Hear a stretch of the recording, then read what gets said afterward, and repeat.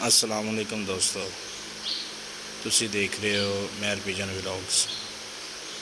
अज तारीख हैगी है 21 मई 2022। सुबह 6 बजे पल्ला मारिया सी ते माशाल्लाह कबूतर अपना आ रहा जी 15 पीस उड़ाए सी, जिन्हों के तकरीबन 11 पीस बैठ गए, 4 उपर सन, उन्होंने एक आ रहा है। मैं रसगर वाला कालू है माशाल्लाह। तकरीबन टाइम ही है 1:45 का, ठीक है।